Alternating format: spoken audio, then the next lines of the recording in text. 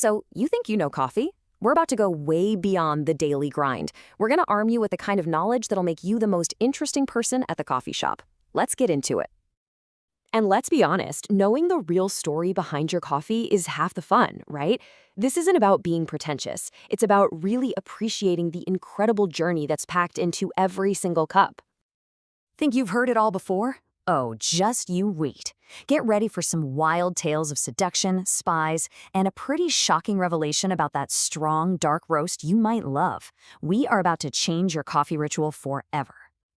First up, we're diving into some stories that sound like they're ripped straight out of a movie script. Turns out, the history of coffee is just filled with drama, intrigue, and, a surprising amount of romance.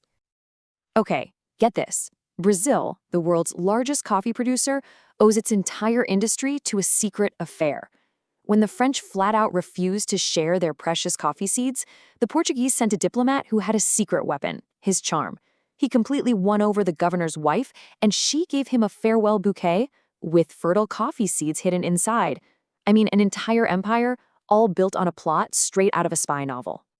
Here's a crazy story where being faster was actually worse. When the Suez Canal opened, it sliced the shipping time for Indian coffee in half. Sounds great, right? Wrong. The Europeans hated the fresh coffee. They missed that unique, funky flavor that the long, humid sea voyage gave the beans. The solution was brilliant.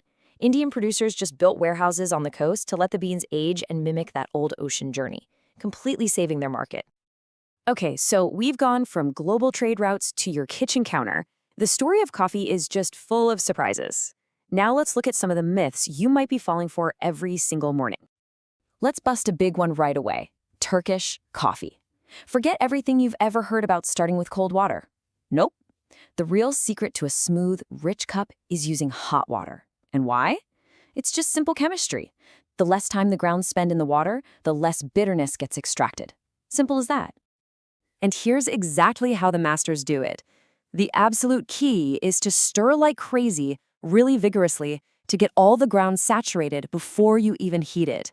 Then you watch it like a hawk, and right as it rises, pour it all out in one single smooth motion. That one uninterrupted pour is what creates that perfect, velvety texture.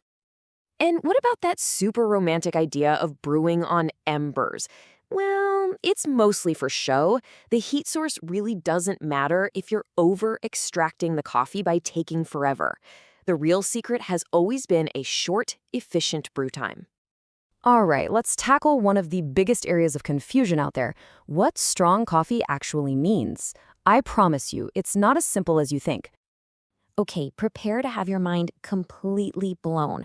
That strong, bitter, dark roast that you love for its caffeine kick, it actually has less caffeine. That's right.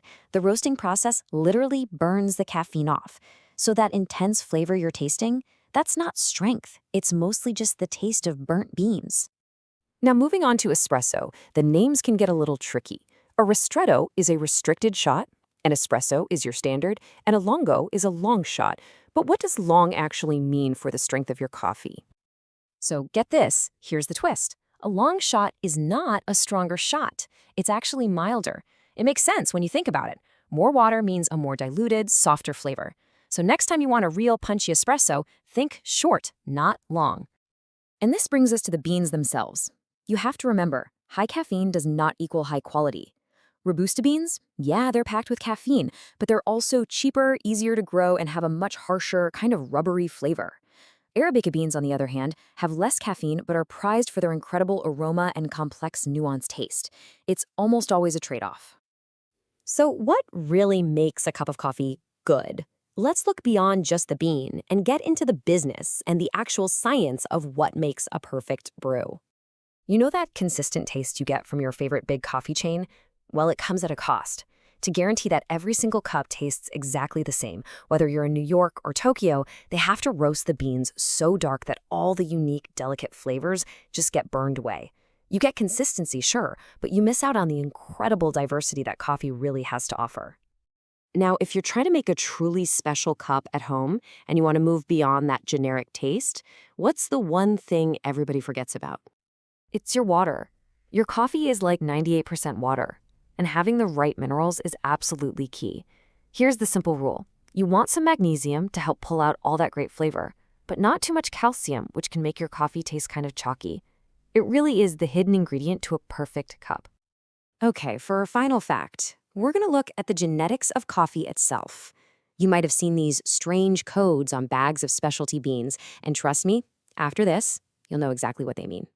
Have you ever seen a code like SL28 on a bag of coffee and just wondered, what on earth is that? Well, it's not a serial number, it's a mark of innovation. Back in the 1930s, scientists at Scott Labs started crossbreeding coffee plants to create new varieties that were not only delicious, but also resistant to diseases. So when you see that code, you're looking at a piece of coffee history, one that was specifically designed for a better, more reliable cup. So there you have it. From spy games to the science in your top water, your morning coffee is probably never going to look the same again. Now you're in on all the secrets, so go enjoy that next cup. Thanks for tuning in.